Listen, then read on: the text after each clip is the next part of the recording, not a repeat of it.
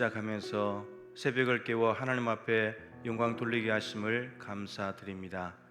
오늘도 궂은 날씨에도 불구하고 하나님을 사모하는 마음으로 또 교회의 본질인 기도하기 위하여서 몸된 교회로 나온 성도들 한 분 한 분을 기억하여 주시옵시고, 작은 신음에도 응답하시는 하나님께서 오늘 올려드리는 모든 기도를 들어주시고 하나님이 주시고자 하는 가장 좋은 것으로 응답하여 주시옵소서. 오늘도 우리가 하나님 앞에 나아가는 자들은 믿음이 있을 때 하나님이 기뻐하신다고 말씀하셨는데, 하나님이 반드시 계신 것을 믿어야 된다고 했습니다. 이곳에 하나님이 먼저 와서 기다리고 계신다는 사실, 은혜와 긍휼을 베푸시려고 우리를 기다리고 계신다는 사실을 믿게 하여 주시옵시고, 또 자기를 찾는 자들에게 상 주시는 분임을 믿어야 할지니라 라고 했습니다. 오늘 하나님으로부터 무엇을 받을까 기대하는 마음으로 이 시간에 살아계신 하나님을 앙망할 수 있도록 도와주시옵소서. 50일 기도학교 40일째입니다. 남아있는 열을 하나님께서 은혜 주셔서 5분의 4도 감당하게 하셨사오니 남아있는 5분의 1도 힘을 다하여 감당할 수 있도록 우리 성도들에게 힘 주시고, 새벽에 차량으로 봉사하며 매일마다 찬양으로 섬기는 귀한 일꾼들 기억하여 주셔서 완주함으로 하나님 앞에 큰 영광 올려드릴 수 있도록 인도하여 주시옵소서. 오늘도 이곳에 운행하실 성령님을 기대하며 귀하신 예수님의 이름으로 간절히 기도드립니다. 아멘. 오늘 40장 교재 172쪽입니다. 하나님 말씀은 데살로니가 전서 5장 16절부터 23절까지 말씀입니다.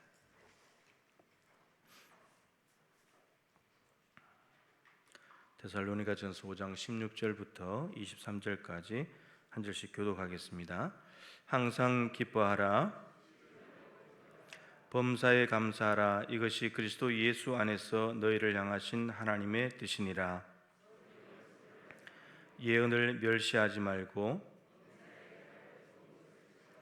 악은 어떤 모양이라도 버리라.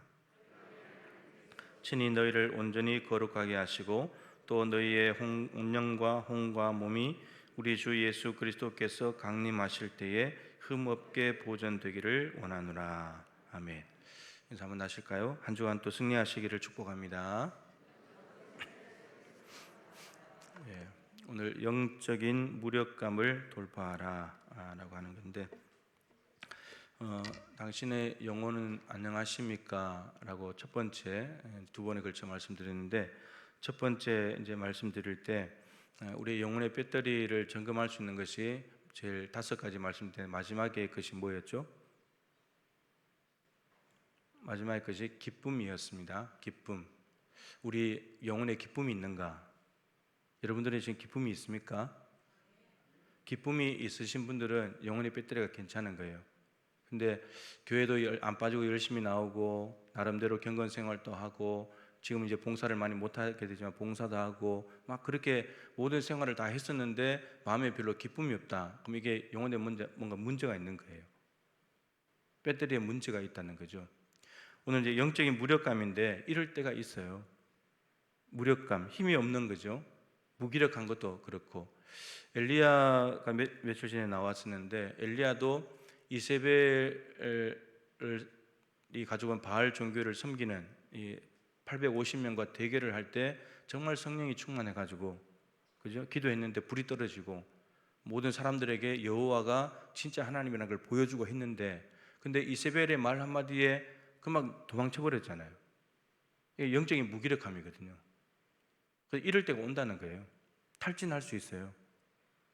뭐 열심히 안 하는 게 아닙니다. 아무것도 안 하고 있기 때문에 무력한 것이 아니고, 사실은 많은 것들을 하고 있는데 기쁨이 없으니까 무력해지는 거예요. 아무것도 하기 싫고 그런 겁니다. 그럴 때가 온다는 거예요. 그래서 기쁨이 없고 만족함이 없을 때 배터리를 점검을 해야 된다는 겁니다. 그래서 그 영적인 무력감을 근데 돌파를 해야 된다는 거죠. 그래서 영혼의 배터리를 점검해서 새롭게 이제 배터리를 수리를 하든지 새로 바꾸든지 해야지 다시 달려갈 수 있으니까, 그런 내용입니다. 그래서 오늘 데살로니가 전서 말씀을 가지고 4가지로 이제 정리를 해놓은 내용인데 한번 살펴보면 좋겠습니다. 자, 첫 번째, 영적인 무력감을 돌파하려면 기도를 쉬지 않아야 된다. 데살로니가전서 5장 17절, 쉬지 말고 기도하라. 너무나 잘 아는 말씀이죠. 이제 쉬지 말고 기도하기 때문에 기도하는 것이 문제가 아니고 쉬지 않아야 된다는 거. 쉬지 않아야 된다. 기도는 다 합니다. 그죠? 뭐 하루에 한 번 하든 일주일에 한 번 하든 한 달에 한 번 하든 기도하는데 그런 기도 말고 쉬지 않고 기도하는 것. 시간을 정해놓고 규칙적으로 계속해서 기도하는 것. 그걸 말하는 거죠. 네. 여기 이제 방점이 쉬지 말고 기도는 하는데 쉬지 않아야 된다. 이런 말이죠.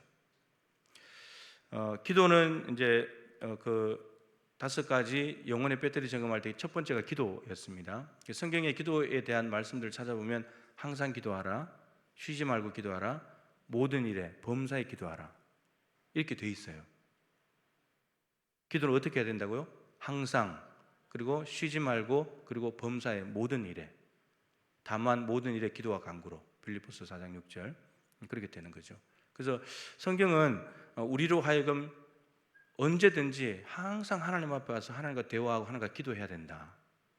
근데 그것을 오늘 이제 언급은 안 됩니다만 18절에 기뻐하라, 범사에 감사하라 포함해 가지고 이것이 그리스도 예수 안에서 너를 향하신 하나님의 뜻이니라. 많이 말씀드렸죠. 성경에 하나님의 뜻은 이것이다, 하나님이 원하시는 것은 이것이다라고 명확하게 되어 있는 구절이 그리 많지 않은데 여기는 가장 명확해요. 이게 하나님의 뜻이다. 하나님의 뜻이라는 말은 하나님의 소원이라는 거죠. 하나님의 소원, 하나님의 계획하심도 들어있고 말씀 안에는 하나님의 뜻, 하나님의 소원, 하나님의 계획이 다 들어있는데 이게 너희들이 이렇게 살면 좋겠다, 이게 내 뜻이란다. 마치 아버지가 자식에게 너 이렇게 살면 좋겠어, 이게 아버지 뜻이야, 이렇게 말씀하시듯이 여러분 이렇게 살면 누가 좋아요? 우리가 좋은 거예요. 이게 하나님이 우리는 부담스럽죠. 항상 기뻐하라. 그럼 항상의 방점이 찍히는데 기뻐하지 못할 일에도 기뻐해야 되고 범사에 감사하라. 감사할 만한 일에는 감사가 되지만 감사가 안 되는 일들이 있을 수 있는데 그게 감사하기가 쉽냐는 거예요. 기도하지 못할 때도 많은데 쉬지 않고 기도하는 게 쉽냐는 거예요. 근데 이걸 가지고 우리에게 무거운 짐을 지우려고 하시는 것이 아니고 너희들 이렇게 살면 너희가 좋아 이러는 거죠. 우리가 좋은 거예요. 하나님이 우리 좋으라고 말씀하시는 것이지 이거 이렇게 한다고 하면 하나님께 무슨 도움이 되겠어요? 하나님께는 도움이 안 되는 거. 우리가 좋은 거지. 그죠? 데살로니가 교회 너희들이 이렇게 살면 좋겠다. 이게 하나님 뜻이야. 이런 겁니다. 그래서 기도는 항상 해야 되고 쉬지 말고 해야 되고 범사에 해야 된다. 이게 성경의 가르침이고 하나님의 뜻이라고 말씀하고 있습니다. 그래서 기도는 여러분 영적 생존권이라고 했습니다. 호흡이 우리 육체의 생존권이듯이 기도는 우리 영적인 생존권이다. 사느냐 죽느냐의 문제다라고 말씀드렸고 기도라는 자체가 다른 어떤 교회 예배나 어떤 행사나 프로그램을 지원하는 그런 시간이 아니고 이 기도 자체가 사역이다. 다른 사역을 위해서 그냥 서포트하는 정도가 아니고 이 기도 자체가 중요한 사업이다 라는 거, 본질이라는 거, 이걸 말씀드렸습니다. 그래서 우리가 기도에 대해서 좀 우리의 생각의 틀을 좀 바꾸면 하나님께서 이걸 원하셔? 그럼 내가 해드려야지, 이런 마음으로 해보자는 거죠. 늘 우리가 기도하라고 앞에서 자꾸 말을 하면 부담이 오죠, 사실은. 그죠?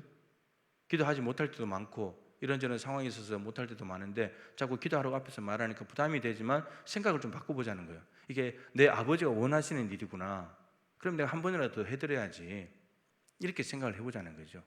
네. 그래서 하나님의 마음은 이거죠. 쉬지 말고 나하고 좀 만나자. 나하고 만나는 것을 멈추지 않았으면 좋겠구나. 그래서 아침이든 저녁이든 낮에든 시간을 정해놓고 규칙적으로 하나님과 만나는 거죠. 예.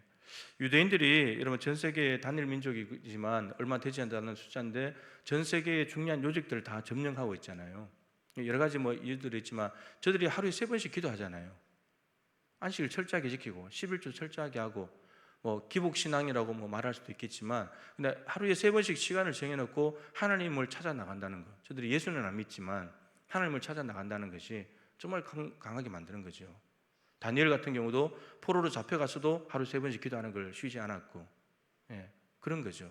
우리가 이런 정신들을 좀 기도 학교를 하면서 기도가 좀 더 몸에 배이고 정기적인 기도 시간을 만들고 이렇게 하나님께 좀 발전된 모습으로 가보자 하는 겁니다. 그래서 거꾸로 생각해 보십시오. 내가 영적으로 무력한데 내가 기도를 쉬어서 그런 건 아닌가? 이렇게 점검을 해보자는 거죠. 자, 두 번째, 영적 무력감을 돌파하려면 성령을 소멸하지 않아야 된다라고 말하고 있습니다. 19절에 말했습니다. 여러분, 성령님이 소멸될 수 있다는 것을 생각하는 것이 중요합니다. 성령이 소멸될 수 있습니다. 이스라엘 백성들이 하나님의 말씀을 버리고 우상을 쫓아다녔을 때 하나님을 버린 거죠. 하나님을 버리면 하나님이 버림받아요. 예수님의 말씀을 거부하고 예수님을 십자가에 못 박아 죽이잖아요. 예수님은 죽어버려요. 성령님 우리 안에 계시는데 우리가 성령을 무시하고 소멸하기 시작하면 성령님이 소멸돼 버려요.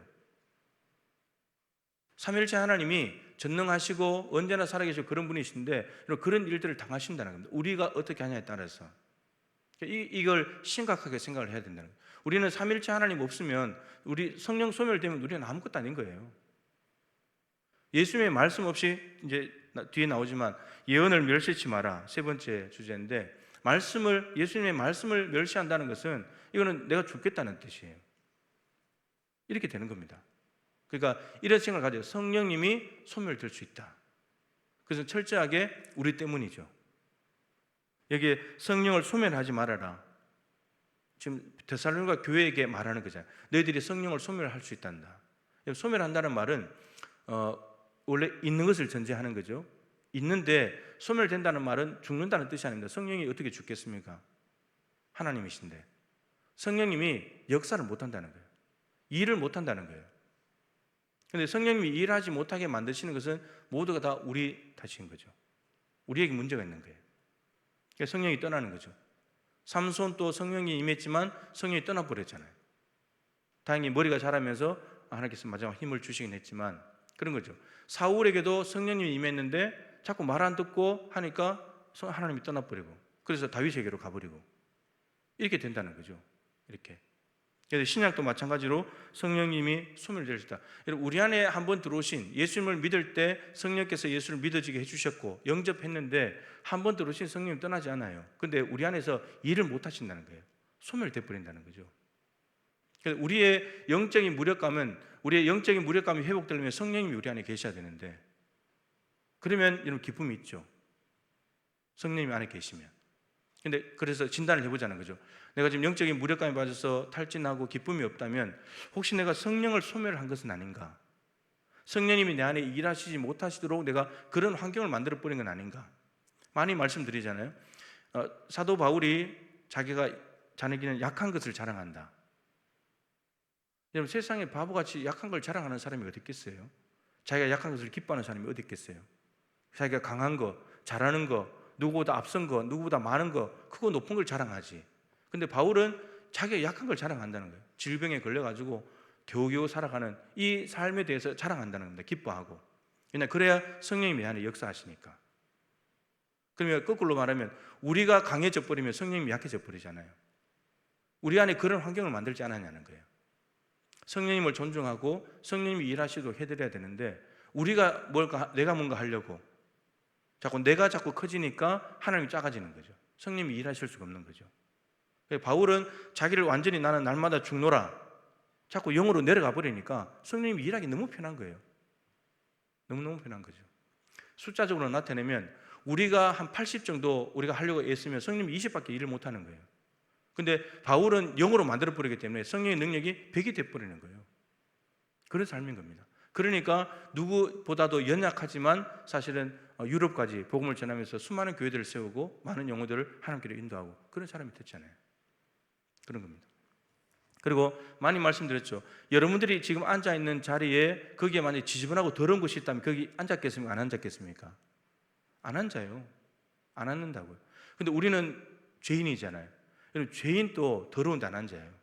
근데 거룩하신 성령님이 우리 안에 이 환경이 더럽고 지저분한 것들이 가득한데 어떻게 우리 안에 일을 하시겠냐는 거예요. 성령님이 숨 막혀버리지.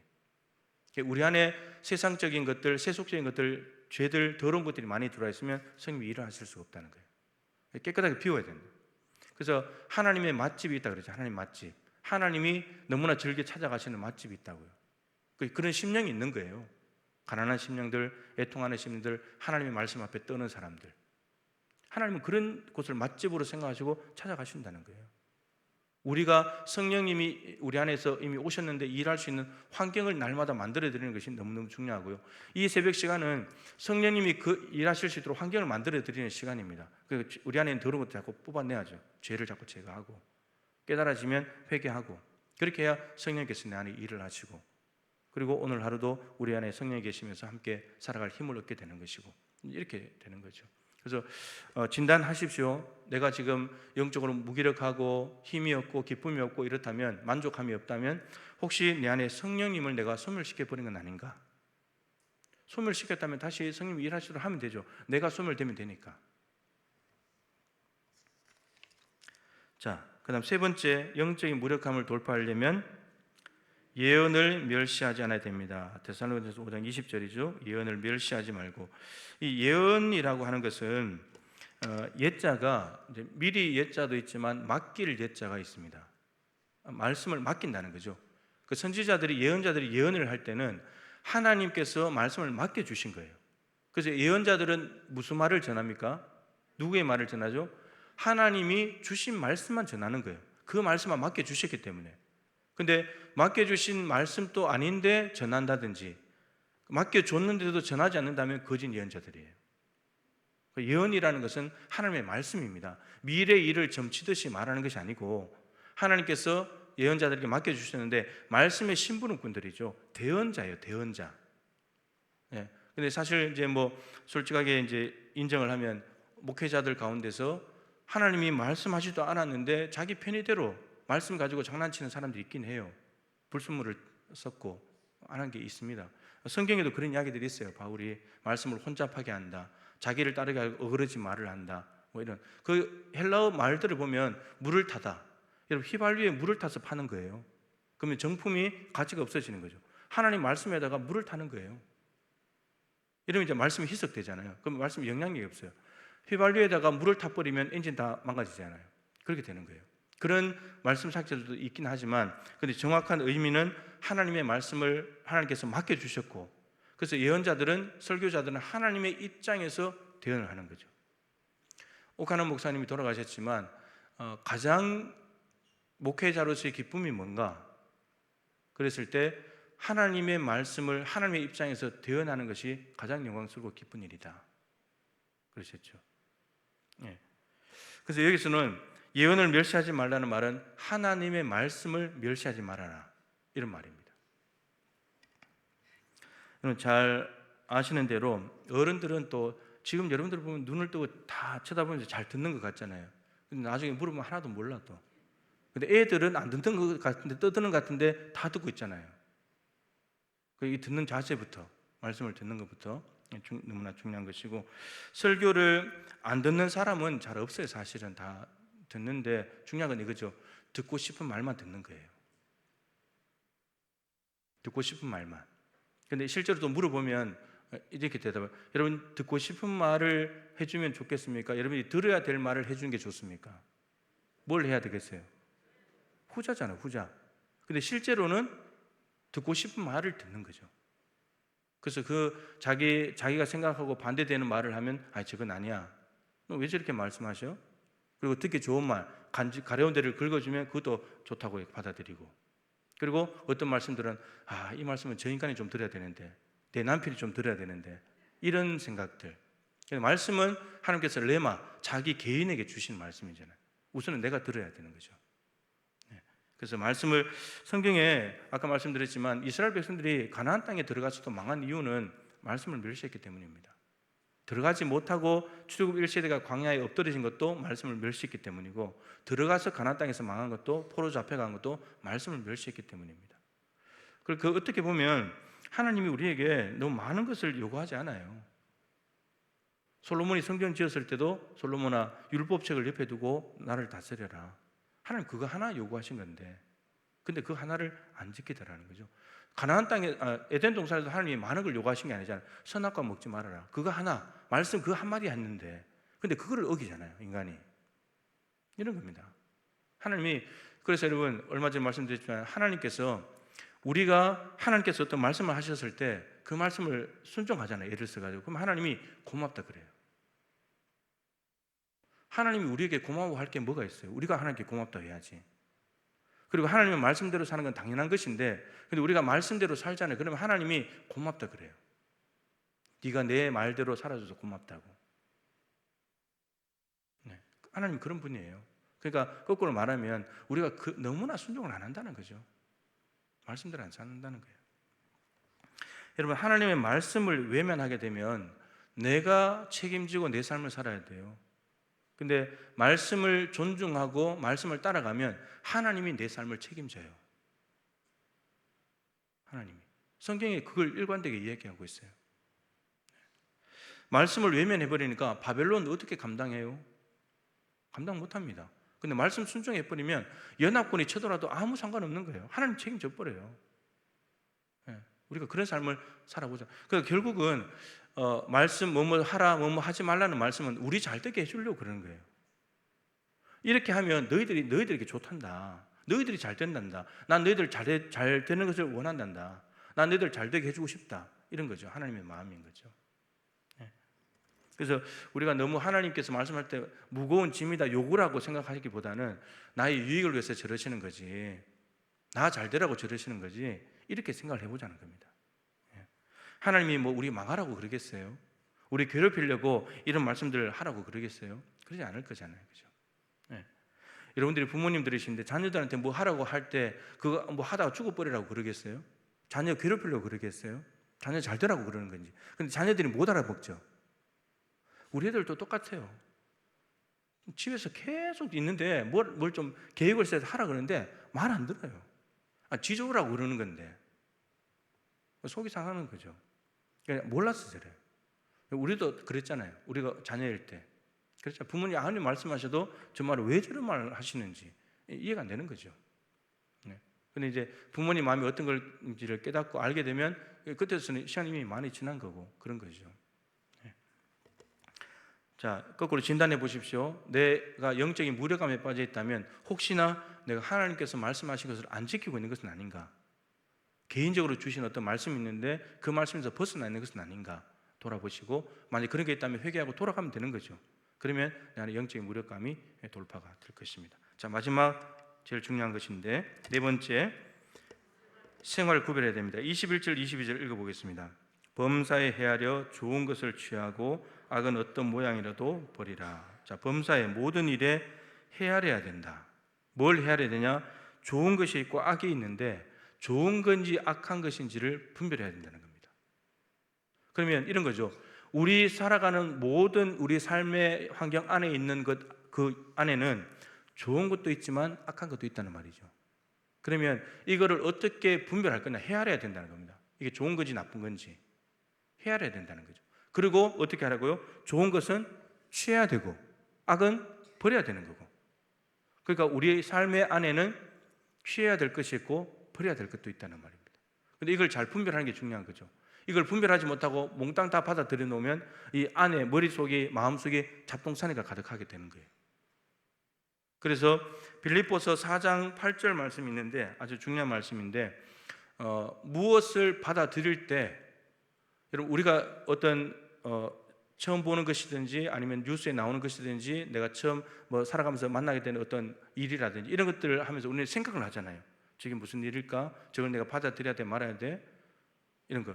특별히 소문에 대한 이런 것들 마찬가지죠. 그러니까 또 받아들여야 될까 말까를 우리가 생각하잖아요. 근데 그 생각하는 기준이 뭐냐는 거예요. 기준이. 사람들은 대부분 나한테 유익이 되냐?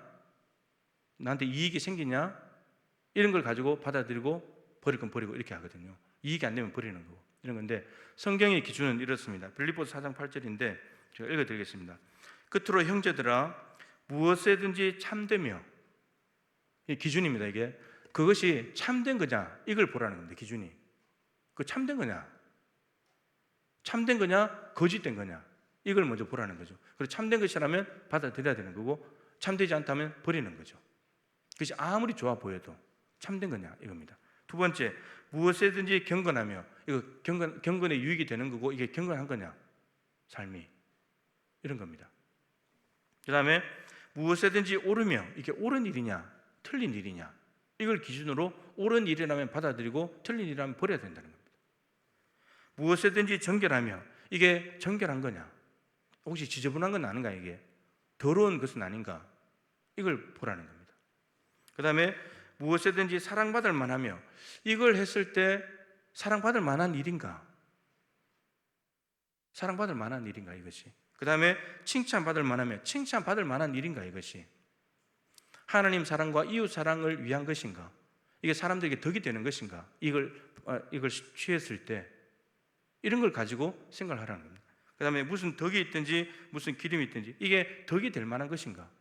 이게 기릴 만한 것인가? 이게 많은 사람들에게 유익을 주는 것인가? 이런 걸 기준으로 생각을 해서 받아들일 건 받아들이고 버릴 건 버리라, 이런 말입니다. 그래서 우리가 그리스도인들이 이런 명확한 기준을 가지고 있어야 되는데, 우리 아이들만 봐도 게임이나 뭐 이런 것들 재미있으면 하잖아요. 재미있으면 하잖아요. 재미없으면 안 하고. 근데 이런 기준들이란 말이죠. 근데 세상의 문화들이 이런 것들로 접근하잖아요. 우리의 오감을 자극하는 것, 재미가 있냐, 이런 것들로 취사 선택하게 만들잖아요. 근데 하나님께서는 늘 생명과 사망, 복과 저주가 있는데 너희들 앞에 있다. 너희들이 택해야 된다. 근데 빌립보에서 바울이 이런 기준으로 말한다는 거죠. 이런 기준을 가지고 받아들여야 너희들에게 생명이 되는 거고 이게 복이 되는 것이고, 그렇지 않은 것은 다 버려야 된다. 그리고 우리 일반적으로 생각하는 기준과 우리의 이익이 되냐, 유익이 되냐, 재미가 있냐, 이런 것 기준하고는 너무나 다른 기준이잖아요. 그러니까 결국 이렇게 하라는 것은 너희들 잡동사니 받아들이면 안 돼. 받아들이면 너희들이 다 나빠져, 속이. 이런 거죠. 네. 그래서 우리가 음식을 먹더라도, 이런 음식 하나 먹더라도 우리에게 영양가가 있고 좋은 걸 먹지, 영양가도 없고 이런 거, 아이들은 그런 걸 좋아하죠. 인스턴트 식품들 그런 걸 좋아하죠. 근데 속은 다 병들고 있는 거고 그런 겁니다. 그래서 이 생활을 구별해야 된다는 것 너무너무 중요하다는 거예요. 이건 다 연결이 됩니다. 기도, 성령, 말씀, 삶 다 연결이 되는 거죠. 그리고 이것들이 다 영혼의 배터리를 점검할 수 있는 것들이고, 내가 영적인 무력감에 빠져 있는 것은 아닌가. 이제 마지막 말씀은 여러분들이 점검하면 되죠. 영적인 무력감에 빠져 있다면 내 생활에 혹시 악한 것이 들어와 있는 것은 아닌가, 나도 모르게 받아들인 것은 아닌가, 지저분한 것은 없는가 점검하고 버리면 되는 거예요. 그러면 내 영혼이 사는 거죠. 영혼이 지금 바다로 말한다면 플라스틱이 들어와서 고래들을 지금 억압하고 숨을 못 쉬게 만드는 거예요. 지저분한 것들이 내 영혼 안에 들어왔으니까, 내가 받아들여서 들어왔으니까 내 영혼이 숨을 헐떡거리고 있는 거죠. 힘이 없는 거예요. 영혼의 배터리가 작동되도록 해줘야 되는데 배터리가 작동되지 못하도록 더러운 것들이 들어와서 막고 있다는 거예요. 지금 그거를 제거를 해주면 되는 거죠. 닦아주면 되는 거죠. 제거해주면 되는 겁니다. 그리스도인의 삶은 전도지입니다.